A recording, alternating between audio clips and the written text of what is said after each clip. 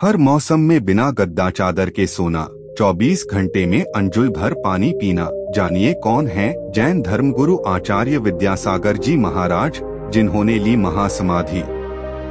जैन धर्म के प्रमुख गुरु जैन मुनि विद्यासागर जी महाराज ने शनिवार की रात करीब 2:30 बजे छत्तीसगढ़ के डोंगरगढ़ राजनांदगांव में अपना देह त्याग दिया।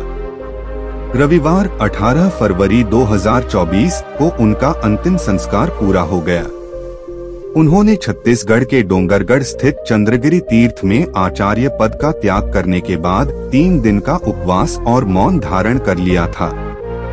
मुनि जी का जन्म 10 अक्टूबर 1946 को शरद पूर्णिमा के दिन कर्नाटक के बेलगाव जिले के सदलगा गांव में हुआ था। दीक्षा के पहले भी उनका नाम विद्यासागर ही था। उन्होंने 22 साल की उम्र में घर परिवार छोड़ दी थी। इसके बाद 30 जून 1968 को राजस्थान के अजमेर में अपने गुरु आचार्य श्री ज्ञानसागर जी महाराज से दीक्षा ली थी। दीक्षा के बाद उन्होंने कठोर तपस्या की। मुनि जी दिन भर में सिर्फ एक बार 1 अंजुली पानी पीते थे।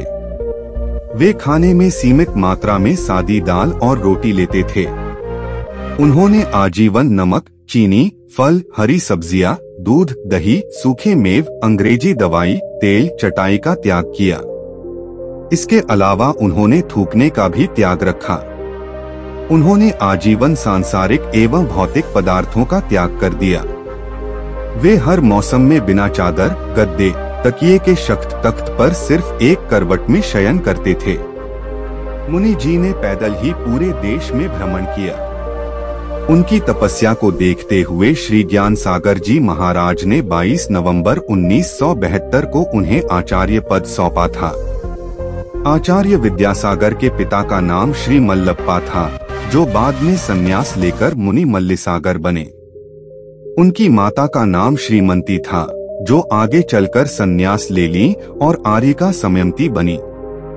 मुनि उत्कृष्ट सागर जी दिवंगत विद्यासागर जी के बड़े भाई हैं। वहीं उनके भाई अनंतनाथ और शांतिनाथ ने भी आचार्य विद्यासागर जी से दीक्षा ग्रहण कर लिया है। शांतिनाथ जी अब मुनि योग सागर जी हैं और शांतिनाथ जी अब मुनि समय सागर जी के नाम से जाने जाते हैं। आचार्य विद्यासागर के 4 भाई और 2 बहनें भी थीं। विद्यासागर जी महाराज पूरे भारत के संभवत ऐसे अकेले आचार्य रहे जिनका पूरा परिवार संन्यास ले चुका है। आचार्य जी संस्कृत, प्राकृत, हिंदी, मराठी और कन्नड़ में पारंगत थे। उन्होंने जैन धर्म एवं दर्शन का गहन अध्ययन किया। उन्होंने हिंदी और संस्कृत में कई ग्रंथ लिखे हैं। 100 से अधिक शोधार्थियों ने उनके कार्य पर पीएचडी किया है। उनके कार्यों में निरंजना शतक, भावना शतक, परिशय जाया शतक, सुनीति शतक और शर्माना शतक शामिल हैं।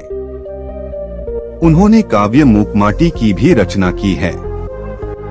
इसे कई संस्थानों में स्नातकोत्तर के हिंदी पाठ्यक्रम में पढ़ाया जाता है।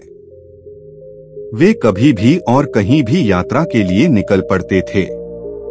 इसके लिए उन्होंने पहले से योजना नहीं बनाई। वे अक्सर नदी, झील, पहाड़ जैसे प्राकृतिक जगहों पर ठहरते और वहां साधना करते थे। यहीं आचार्य विद्यासागर महाराज अकेले ऐसे मुनि हैं जिन्होंने संभवत पूरे भारत में अकेले सबसे अधिक दीक्षा दी है। उन्होंने 350 से अधिक लोगों को दीक्षा दी है। आचार्य विद्यासागर जी धन संचय करने के खिलाफ थे। उन्होंने दान दक्षिणा में भी कभी किसी से पैसे नहीं लिए।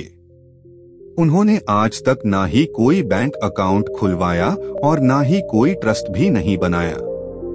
लोगों का तो यहाँ तक कहना है कि आचार्य ने पैसे को कभी हाथ भी नहीं लगाया। उनके नाम पर यदि कोई दान देता भी था तो उसे वे समाज सेवा के लिए दे देते थे।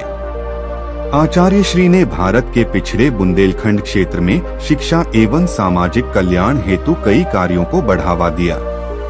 उनके प्रयासों से इन सूखे इलाके में स्कूलों, अस्पतालों और सामुदायिक केंद्रों की स्थापना हुई। इसके कारण वहां के अनगिनत व्यक्तियों के जीवन में बदलाव आया।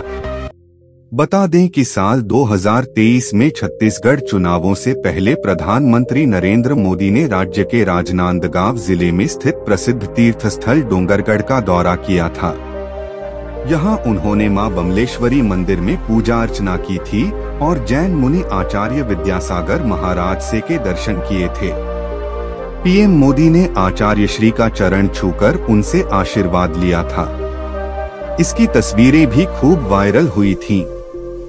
वीडियो अच्छी लगे तो वीडियो को लाइक और चैनल को सब्सक्राइब जरूर करें। धन्यवाद।